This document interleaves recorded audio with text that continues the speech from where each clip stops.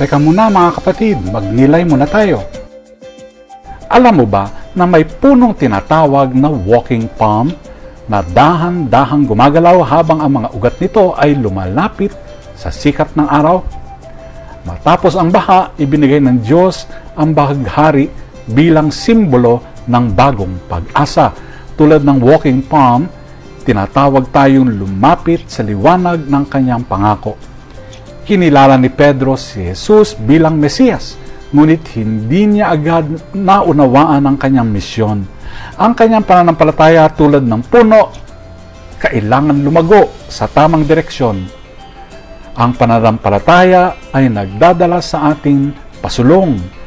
Matiga ang Diyos, tulad ng walking palm, dahan-dahang lumalago ang ating pananampalataya.